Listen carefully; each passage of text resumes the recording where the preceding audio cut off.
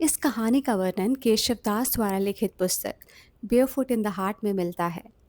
ये कथा उस प्रेम की है जो मृत्यु को भी पवित्र उत्सव बना देता है, और उस करुणा की जो अपने पराये का भेद मिटा देती है।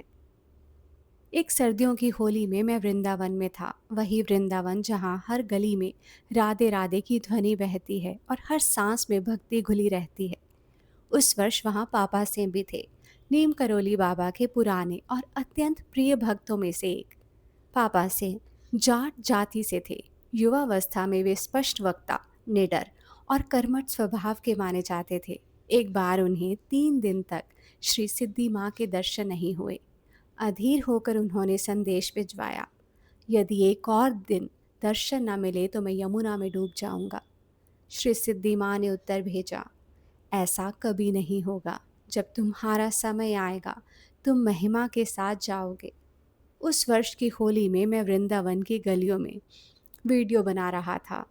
उसी दिन मैंने पापा सिंह को देखा। वे अपने कक्ष के बाहर धूप में बैठे थे, गर्म शॉल में लिपटे, शांत, अत्यंत शांत। उनके चेहरे पर एक अद्भुत संतुलन था, वही संतुलन जो मैंने महाराज जी के पुराने भक्तों में देखा है। जैसे भीतर का कोई तूफान वर्षों पहले शांत हो चुका हो। उस रात जब मैं अपने कैमरे की रिकॉर्डिंग देख रहा था तो बार बार पापा सिंह का वही शांत चेहरा सामने आ रहा था। मुझे लगा आज उनमें कुछ विशेष है, एक अलौकिक शांति। अगली सुबह समाचार मिला, पापा सिंह ने शरीर त्याग दिया। प्रातःकाल श्री सिद्धि माँ ने कहा कि 2 पश्चिमी भक्त बरामदे में कीर्तन आरंभ करें, उसी कक्ष के सामने जहाँ पापा सिंह ने अंतिम श्वास ली थी। लगभग 30 माताएं पीछे बैठी और उत्तर भाग गाने लगी। वातावरण में विरह भी था और भक्ति भी। पापा सिंह के लिए एक अर्थी बनाई गई, उन्हें उस पर लिटाया गया, फिर एक एक कर सभी ने पुष्प अर्पित किए। इतनी फूल मालाएं चढ़ी कि अंततः केवल उनका मुख ही दिखाई दे रहा था। ऐसा प्रतीत होता था मानो फूलों से भरा एक रथ उनके लिए आया हो। एक सुंदर पूजा संपन्न हुई। मैंने जीवन में मृत्यु से बहुत भय किया है। मन ही मन प्रार्थना कर रहा था, जब मेरा समय आए वे शांत और पीड़ा रहित हो। पर उस दिन पापा सिंह को देखकर मेरे भीतर एक विचित्र भावना उठी, आंसुओं के साथ ईर्ष्या। हाँ, ईर्ष्या। कितना सौभाग्यशाली अंत था उनका। कुछ दिन पूर्व की बात है। श्री सिद्धि माँ माताओं के साथ यात्रा कर रही थीं। वे दिल्ली में थीं और ट्रेन बदल रही थीं। तभी अचानक उन्होंने घोषणा की, हम वृंदावन लौटेंगे। माताएं चिंतित थीं। उन्हें तेज सर्दी थी, सबने विश्राम करने को कहा, पर माँ अडिग रहीं। उसी दिन वे वृंदावन पहुंची। रात के गहन सन्नाटे में वे अपने शयन से उठी और पापा सिंह के पास चली गईं। पापा सिंह इतने अस्वस्थ थे कि उठ नहीं सकते थे। एक भक्त ने उन्हें सहारा दिया ताकि वे प्रणाम कर सकें। पापा सिंह ने झुककर अपना सिर माँ के घुटनों पर रखा और उसी क्षण शरीर त्याग दिया। कितना गौरवपूर्ण, कितना करुणामय अंत! श्री सिद्धि माँ का वचन सत्य हुआ, तुम महिमा के साथ जाओगे।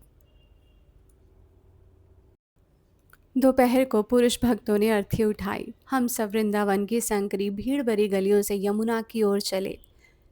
3 दिन पहले मैंने इन्हीं गलियों में गरीब व्यक्ति का शव देखा था, फटे कंबल में लिपटा, कुछ सस्ते दियों के साथ व्यस्त सड़क के बीच पड़ा हुआ। परिवार इतना गरीब था कि विधिवत संस्कार भी न कर सका। उस दृश्य की स्मृति मेरे मन में ताज़ा थी। हम लोई बाजार के पास पहुंचे तो एक किसान ट्रैक्टर लेकर रुका और बोला, मैं शरीर को यमुना तक पहुंचा दूं।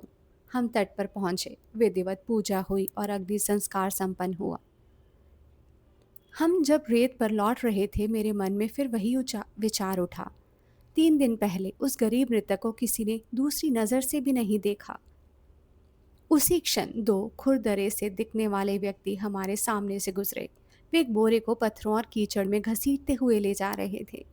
पास जाकर देखा, वे किसी अति गरीब व्यक्ति का शव था जिसे कूड़े की तरह ले जाया जा रहा था। तभी महाराज जी के 4 वरिष्ठ भक्त आगे बढ़े। भगवान की संतान के साथ ऐसा व्यवहार मत करो, उन्होंने कहा।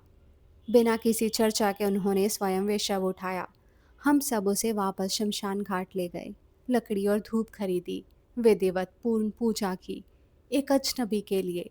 किसी ने नहीं पूछा उसकी जाति क्या थी, उसका सामाजिक स्तर क्या था। नीम करोली बाबा अक्सर कहा करते थे, संसार मेरा परिवार है। जो वास्तव में उनके स्पर्श से बदले थे, उनके लिए ये कोई उपदेश नहीं था, ये जीवन का सत्य था। उस दिन मैंने सीखा, मृत्यु केवल अंत नहीं है, ये उस प्रेम की परीक्षा है जो सीमाओं से परे है। पापा सिंह का महाप्रयाण महिमा से हुआ और एक अज्ञात गरीब का अंतिम संस्कार भी उसी सम्मान से। शायद यही सच्ची भक्ति है, जहाँ अपना पराया ऊंच नीच सब मिट जाता है, जहाँ हर प्राणी वही ईश्वर दिखाई देता है। और उस दिन यमुना की लहरों के बीच मुझे लगा, मृत्यु भी यदि ऐसे प्रेम में डूबी हो तो वे भय नहीं अनुग्रह बन जाती है।